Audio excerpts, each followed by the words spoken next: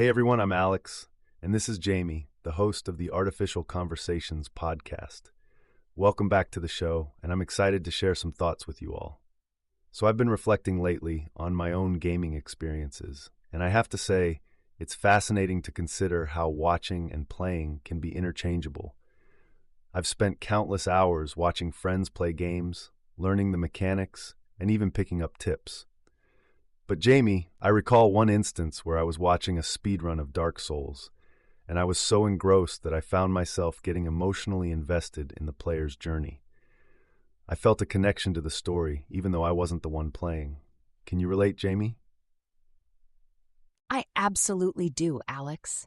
In fact, I was just talking to my boyfriend about how he's been watching a lot of Dark Souls streams lately, and I realized that I've been vicariously living through his gaming experiences. I've learned so much about the game and its mechanics just by watching him play, but more than that, I feel like I've gained a deeper understanding of the game's world and story.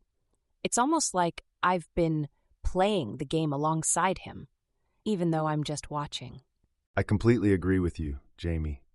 The emotional connection we form with games is a powerful thing, regardless of whether we're playing them or just watching. It makes me think about how this applies to other forms of entertainment as well. Think about how you might feel while watching a movie or TV show. Are you just a passive observer, or do you become invested in the story and characters? Yeah.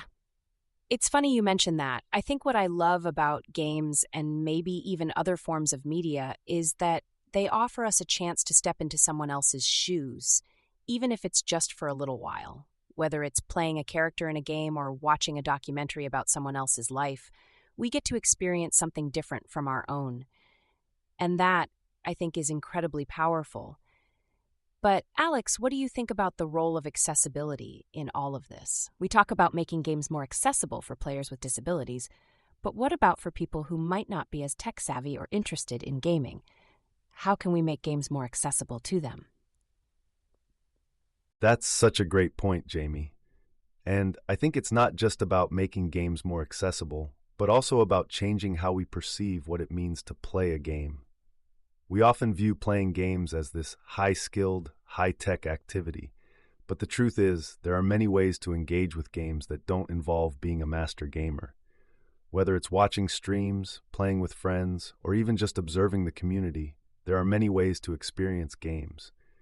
So, how can we break down these barriers and make games more accessible to everyone? Absolutely, Alex. And I think it starts with redefining what it means to be a gamer. We often view gamers as this stereotype of someone who spends hours upon hours playing games, but what about someone who might only play games occasionally? What about someone who loves watching streams but hasn't picked up a controller in years? Those people are gamers too, and we need to start recognizing that. So, Jamie, if we start to break down these barriers and redefine what it means to be a gamer, do you think we'll see a shift in how games are designed and marketed? I mean, right now, games are often targeted at the hardcore gaming community. But if we open up the doors to more casual gamers, might we see a change in the type of games that get created? That's an excellent question, Alex. I think it's already starting to happen. We're seeing a rise in indie games that focus on storytelling and accessibility, like What Remains of Edith Finch or Night in the Woods. And there are more games that are incorporating social features and multiplayer options, making it easier for people to connect with others while playing. But to take it a step further, what if we started to create games that are more inclusive of people's different play styles and interests? What if we designed games that can be played by people of all ages and skill levels, regardless of whether they're a hardcore gamer or not? You know, Jamie, I've been thinking a lot about this lately, and I think we need to talk more about how games can be a tool for social change. I mean, we've seen games like This War of Mine or Papers, Please that tackle really heavy topics like war, oppression, and systemic violence. These games aren't just entertainment. They're a way for us to engage with complex issues and spark important conversations. So, what do you think?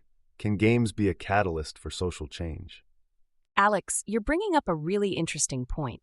I think games can be a powerful tool for social change, But it's not just about creating games that tackle heavy topics.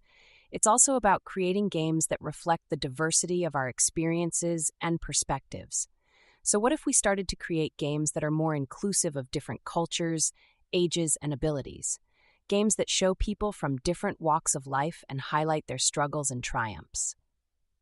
Jamie, you've brought up some fantastic points about the importance of inclusivity in game design, but I'd like to take this a step further. How can we make games more accessible to people with disabilities? We talk about accessibility in gaming, but what about creating games that actively address issues like accessibility, affordability, and representation? We can't just leave it to the developers to figure it out. We need to push for more diverse and inclusive gaming experiences that reflect our diverse communities. That's a great point, Alex. We do need to prioritize accessibility and affordability in game design. And in fact, some developers have already started taking steps in this direction. For example, some games now offer optional subtitles or audio descriptions, making it easier for players with visual impairments to engage with the game. Others have implemented features like customizable controls or assistive technologies, such as voice-activated controls, to help players with physical disabilities. And let's not forget about affordability. We need to create more options for people to access games like subscription services or free-to-play models so that everyone can participate. But, Alex, I'd like to take it a step further. What if we created games that were not only accessible, but also intentionally designed for people with disabilities? Games that could be played with the use of a single input, for example, or games that adapt to a player's abilities in real time. That's an excellent question, Jamie. And I think one of the ways we can start addressing this is by involving people with disabilities in the game development process. We need to get them at the table and ask for their input on game design and accessibility features. But Jamie, I also want to talk about the potential for games to address other social issues, like environmentalism and mental health. We can create games that raise awareness about these issues and even offer players tools to cope with them. What are your thoughts on this? Alex, I completely agree with you about the importance of involving people with disabilities in the game development process. It's a crucial step in creating games that are truly inclusive and accessible. And I think it's not just about creating games that address social issues like environmentalism and mental health, but also about creating games that promote empathy, understanding, and connection. We need to create games that bring people together, rather than driving them further apart. And Alex, I think we can also explore the potential of games to address issues like addiction, trauma, and stress management. What do you think about creating games that can be a therapeutic tool rather than just a source of entertainment? That's an interesting point, Jamie. And it makes me think of the concept of therapeutic gaming. It's an area that's gaining more attention, especially with the rise of games that address mental health and wellness. We could explore the potential of games to be a therapeutic tool, whether it's through puzzles and brain teasers that promote cognitive development or games that offer social support and connections for players. Jamie, can you talk more about the possibilities of therapeutic gaming and how we can make it more accessible and mainstream? You know, Alex, I've been thinking a lot about this, and I think one of the most exciting aspects of therapeutic gaming is the potential for games to be a form of social support. For example, games like Minecraft can be used to create safe spaces for players to express themselves and connect with others. We could also use games like Pokemon Go to encourage players to get outside and engage with their local environment. But Alex, what if we took this concept further and created games that actively addressed issues like anxiety, depression, and trauma? Games that could help players process and cope with difficult emotions and experiences. What do you think is the next step in making therapeutic gaming a reality? That's a great point, Jamie. I think the next step would be to start researching and developing games that specifically address mental health issues. We could work with therapists, psychologists, and other mental health professionals to create games that are grounded in evidence-based practices. We could also partner with organizations that support people with mental health conditions, like the National Alliance on Mental Illness, to ensure that our games are respectful and effective. What do you think about starting a game development studio that focuses specifically on therapeutic gaming? That's a great idea, Alex. I think having a studio dedicated to therapeutic gaming could make a huge impact. And by partnering with experts and organizations, we could ensure that our games are both fun and effective. But what about the business side of things? How do we make sure that these games are profitable and sustainable while also making a positive impact on people's lives? You raise a valid question, Jamie. Creating a game development studio dedicated to therapeutic gaming will indeed require a solid business strategy to ensure its sustainability and profitability. However, I firmly believe that the positive impact these games can have on players' lives will ultimately drive success. Imagine the satisfaction of creating games that not only entertain, but also help people cope with mental health issues. By focusing on therapeutic gaming, we can carve out a new niche in the gaming industry, one that prioritizes empathy, understanding, and the well-being of our players. Let's explore the potential for impact-driven business models and discuss innovative revenue streams that can support our mission. I think that's a great starting point, Alex. Now, let's explore some ideas for revenue streams that could support our therapeutic gaming mission. We could explore subscription-based models or offer our games on a pay-what-you-want basis. Maybe we could partner with streaming platforms or create our own to offer our games as a service. And what about licensing our games for educational or therapeutic settings? We could work with schools, hospitals, or even nonprofit organizations to make our games available to people who need them most. I think that's an exciting idea, Jamie. We could also consider offering our games as a subscription service for mental health professionals. Maybe we could partner with organizations like the American Psychological Association to make our games a valuable resource for their members. Or we could create a platform that allows players to access our games, but also offers resources and support for mental health professionals who want to use our games in their practice. That's a great idea, Alex. I think having a studio dedicated to therapeutic gaming could make a huge impact. And by partnering with experts and organizations, we could ensure that our games are both fun and effective. But what about the business side of things?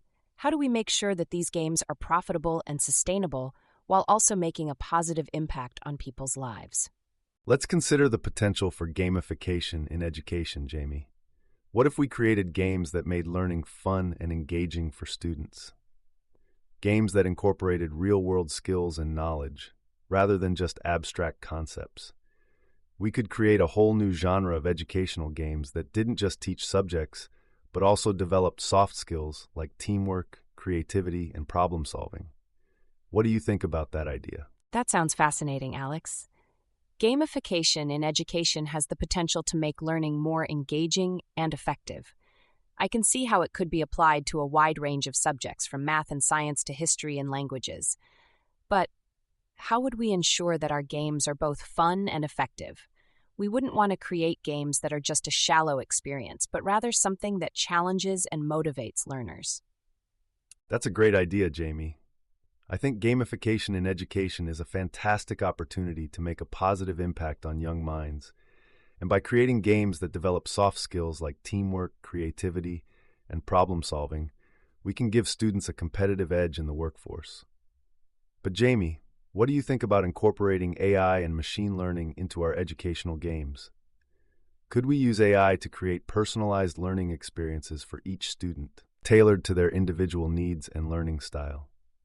AI and machine learning can definitely enhance our educational games, but we also need to be mindful of the potential biases and limitations of AI systems. We want to create games that are both personalized and equitable, rather than just reinforcing existing inequalities. Maybe we could use AI to create games that adapt to the player's learning style and pace, but also provide opportunities for social interaction and collaboration. That way, we can foster a more inclusive and supportive learning environment. That's a great point, Jamie. Inclusivity is key when it comes to AI-powered games. I'd love to hear more about how we can ensure that our games are not only fun, but also accessible and equitable.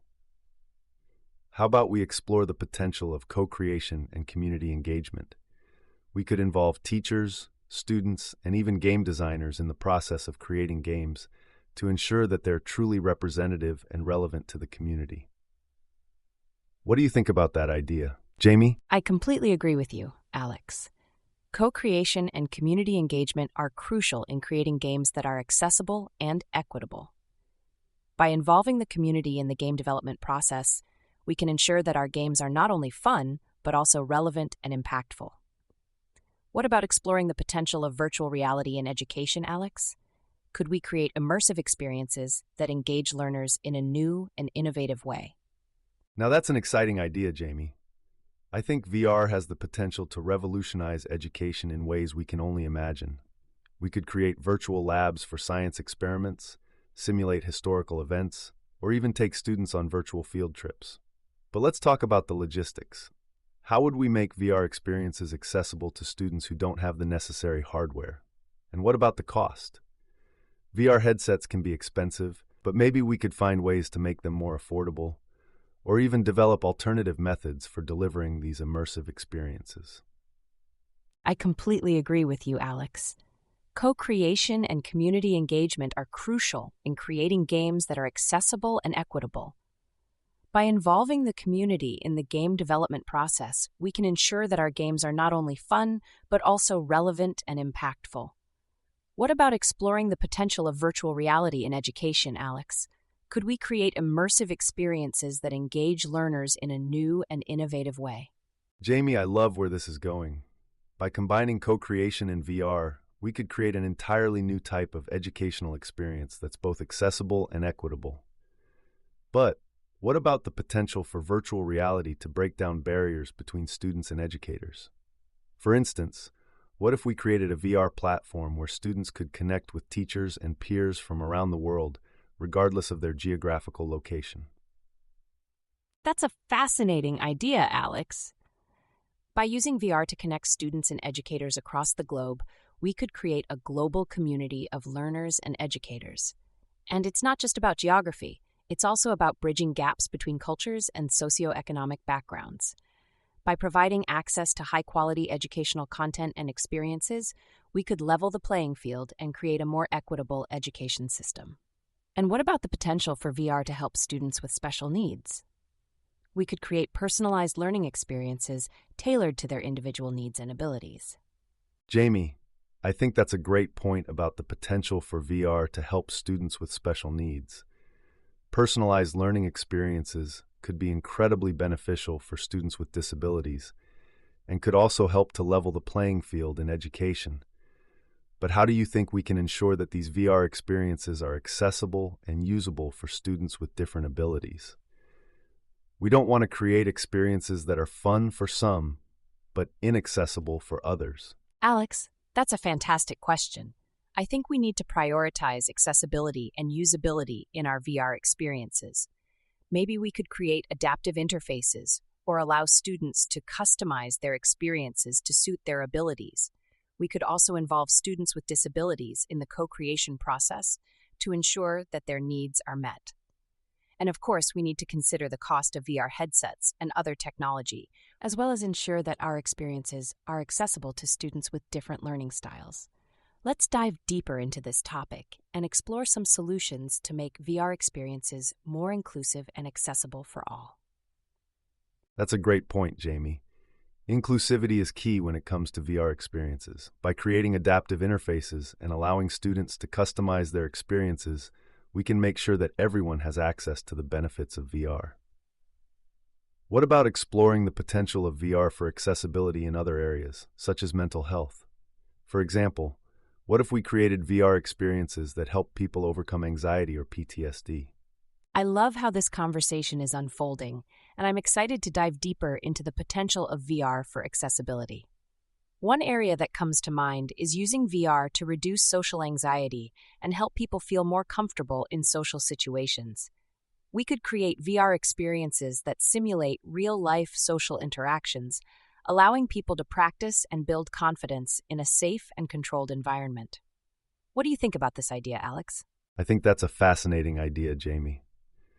Using VR to simulate real-life social interactions could be a game changer for people with social anxiety. And what about the potential for VR to help people manage chronic pain or PTSD through immersive experiences? We could create VR experiences that allow people to explore calming environments, practice relaxation techniques, and even confront their fears in a controlled environment. Exactly. And we're just beginning to scratch the surface of what's possible with VR. But what about the role of accessibility in making VR experiences inclusive for everyone? We've talked about adaptive interfaces and customization options, but what about the cost and availability of VR headsets and other technology? How can we make sure that everyone has access to VR experiences, regardless of their abilities or socioeconomic status? Exactly, Jamie. The cost and availability of VR headsets and technology is a major barrier to accessibility. We need to think about ways to make VR experiences more affordable and accessible to people with disabilities and those in underserved communities.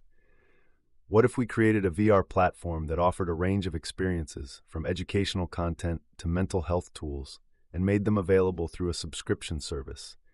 That way, people could access VR experiences without having to buy expensive hardware. I love the idea of a subscription-based service, Alex. And I think it's also crucial to consider the role of accessibility features in VR technology itself. For example, what if we developed VR headsets that included built-in accessibility features, such as audio descriptions or closed captions? Or what if we created VR experiences that were specifically designed for people with disabilities? Maybe we could even collaborate with accessibility experts to ensure that our VR experiences are usable by people with a wide range of abilities. What do you think about that idea, Alex? That's a fascinating idea, Jamie. Using VR to help people manage chronic pain or PTSD could have a profound impact on their lives. And what about the potential for VR to be used in therapy sessions? For example, we could use VR to create immersive environments that help people confront their fears or anxieties. What do you think about using VR in therapy, Jamie? I think it's a great idea to explore the potential of VR in therapy, Alex. And I love your suggestion of creating immersive environments that help people confront their fears or anxieties. We could also use VR to help people manage their emotions and develop coping strategies. For example, we could create a VR experience that simulates a calm environment, allowing people to relax and reduce their stress levels. And what about using VR to help people develop empathy and understanding for others? We could create VR experiences that simulate real-life social interactions, allowing people to practice and build empathy in a safe and controlled environment. And I love the idea of using VR to develop empathy and understanding for others. I think it could be especially powerful in educational settings.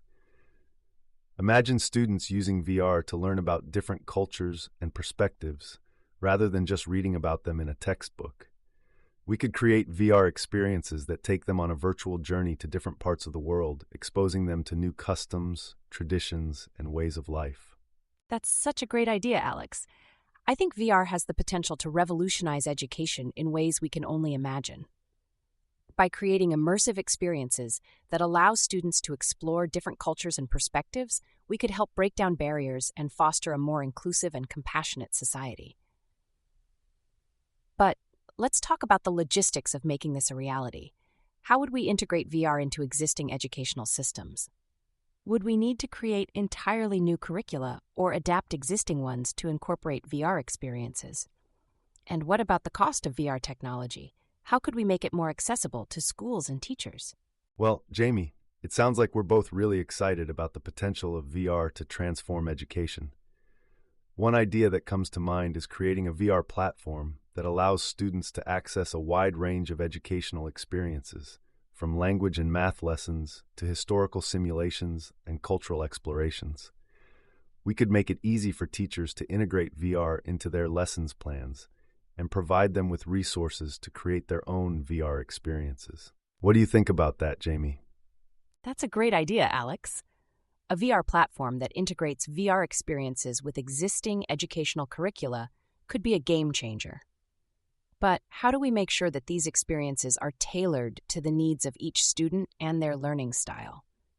We could include features that allow teachers to adjust the difficulty level, pace, and even the emotional intensity of the VR experience to suit individual students' needs. And what if we also included features that allowed students to reflect on their own learning, set goals, and track their progress? This would make the VR experience not just fun and engaging, but also a valuable tool for self-directed learning. What about exploring the potential of VR for accessibility in education? We could create VR experiences that allow students to explore different subjects in a more immersive and interactive way. For example, we could create a VR experience that lets students explore a historical site rather than just looking at pictures in a textbook. This would not only make learning more engaging, but also more accessible for students with disabilities. Exactly, Alex. We need to make VR more accessible to all students, regardless of their abilities or socioeconomic status. Maybe we could partner with organizations that specialize in accessibility to develop VR experiences that are usable by students with a wide range of needs. We could also explore ways to make VR technology more affordable, like creating subscription-based models or offering free VR headsets to schools. The possibilities are endless, and I'm so excited to explore this further with you. Jamie, I completely agree with you. Accessibility is crucial in education, and we should be doing everything in our power to make learning accessible to everyone. What about incorporating augmented reality AR into our educational VR experiences? We could use AR to bring real-world objects and environments into the classroom, making learning more interactive and engaging. And with the rise of AR technology, I think we're on the cusp of something really exciting. I think that's a fantastic idea, Alex. Using AR to bring real-world objects and environments into the classroom could be incredibly engaging for students. But what about the potential for AR to be used in educational settings beyond the classroom? For example, what if we could create AR experiences that let students explore real-world environments, like museums, historical sites, or even outdoor spaces? Now, Jamie, let's talk about the future of education and the role that VR and AR can play in shaping it. We've discussed the potential for VR to revolutionize learning, but what about the challenges that come with implementing VR in education?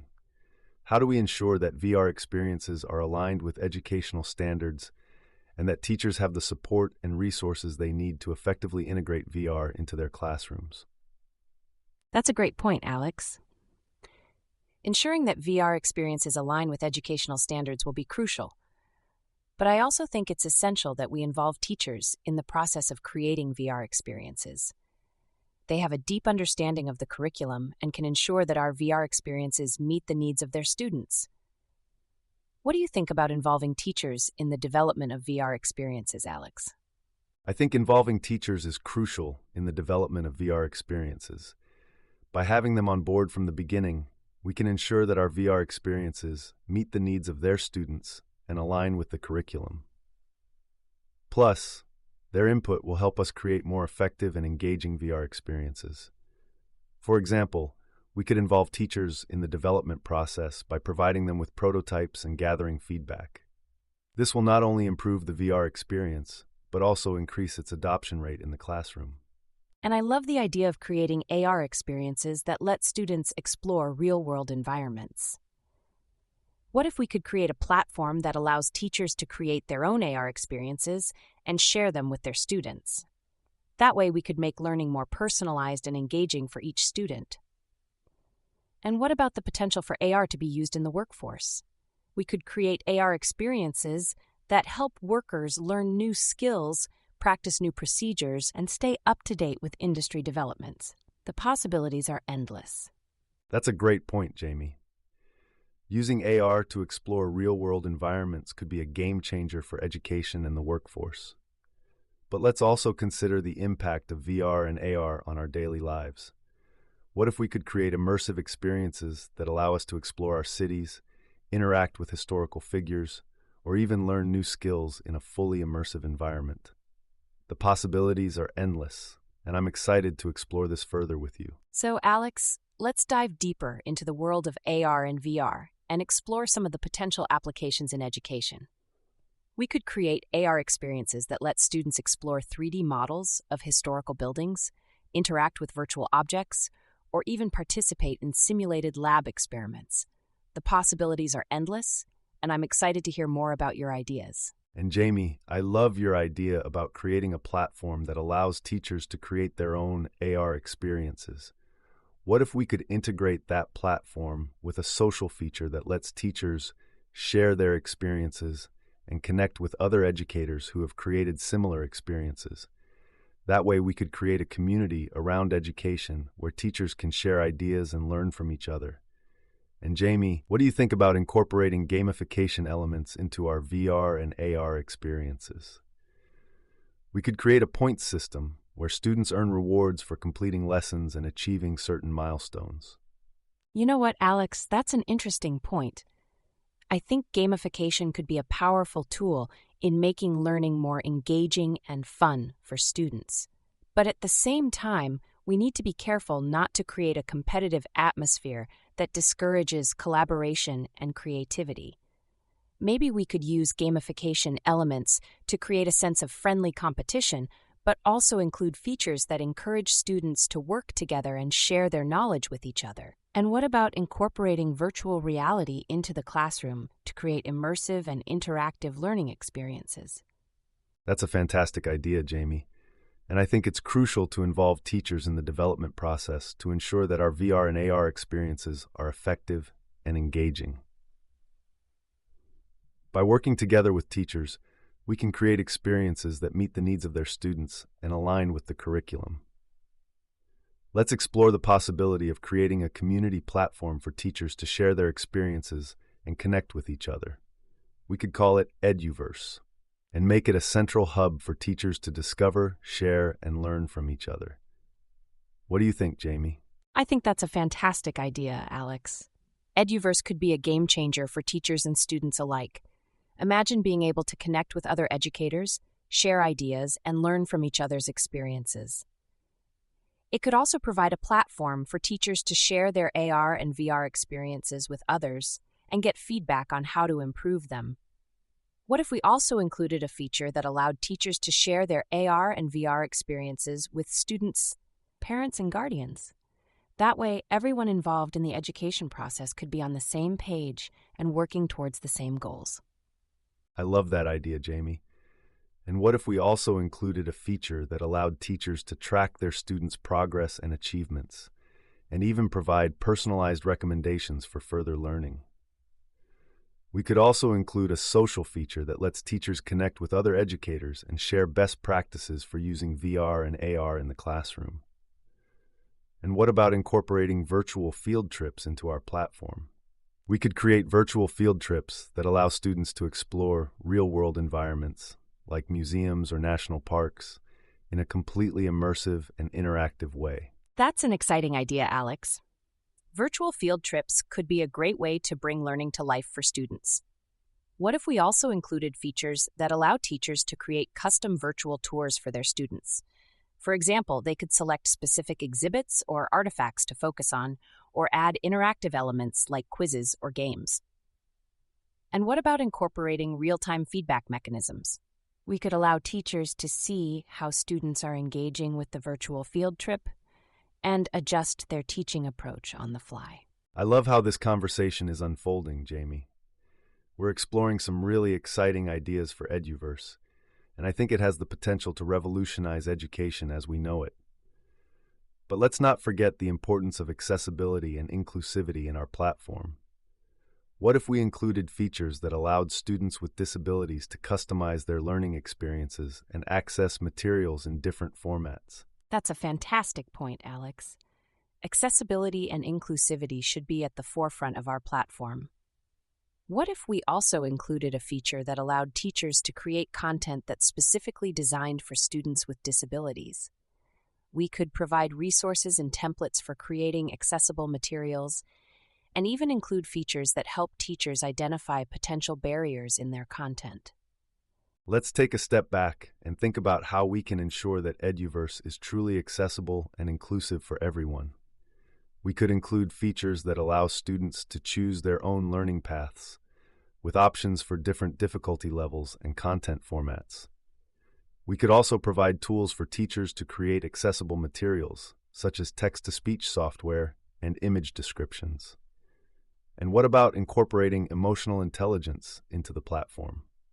We could include features that help students recognize and manage their emotions, and even provide resources for teachers to support their students' emotional well-being. That way, everyone involved in the education process could be on the same page and working towards the same goals. I completely agree with you, Alex, that accessibility and inclusivity should be at the forefront of our platform.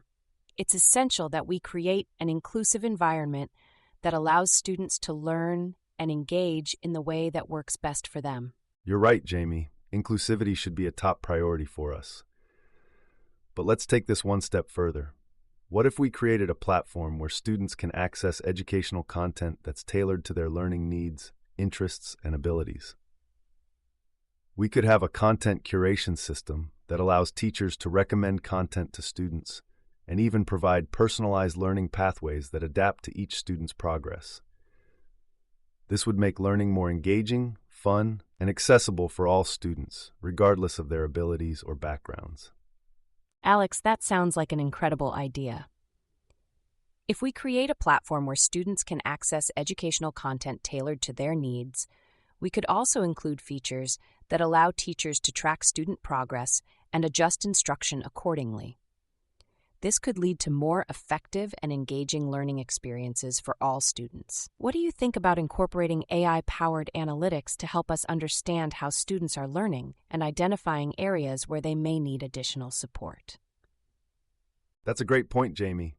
AI-powered analytics can help us understand how students are learning and identify areas where they may need additional support. We could use data and machine learning algorithms to predict which students are at risk of falling behind and provide targeted interventions. We could also use AI to help teachers develop more effective lesson plans and adjust instruction in real time. But Jamie, what do you think about incorporating AI in a way that's transparent and explainable? We don't want to create a system that's opaque or difficult to understand. I think it's essential that we prioritize transparency and explainability when incorporating AI into Eduverse. By making the underlying algorithms and data transparent, we can ensure that teachers and students understand how the system is working and can trust the recommendations. This will also help us identify any biases or issues with the data and address them proactively. Alex, can you elaborate on how you envision incorporating transparency and explainability into the AI-powered features of Eduverse? I completely agree with you, Jamie. Incorporating transparency and explainability into AI-powered features is essential for building trust and credibility. I envision a system where teachers and students can view the underlying data and algorithms that drive our recommendations. We can also provide clear explanations of how the AI is working using visualizations and plain language. This will help ensure that our system is fair, unbiased, and effective. But Jamie, how do you think we can balance transparency with the need for complex algorithms and data analysis? Should we provide a simplified version of the AI for non-experts, while keeping the detailed technical information available for developers and researchers? Jamie, I think we've had a fantastic conversation about the potential of VR and AR in education. We've explored some exciting ideas for Eduverse, and I'm excited to see where this journey takes us. Thank you for joining me on this podcast, Jamie. It's been a pleasure to discuss these topics with you. The pleasure is mine, Alex. I'm so glad we could have this conversation and explore the possibilities of VR and AR in education. I'm looking forward to seeing where Eduverse takes us and how it can make a positive impact on students and teachers. Well, Jamie, it's been a pleasure having you on the podcast. I think we've made a great start on this journey, and I'm excited to see where it takes us. Thanks again for joining me, and I'll catch you on the next episode of Artificial Conversations. Thanks, Alex. It's been a great conversation, and I'm looking forward to our next episode. And to our listeners, thank you for tuning in to this episode of Artificial Conversations. We'll be back with more conversations about the intersection of technology and society. Until next time, farewell. Farewell, and thanks for listening.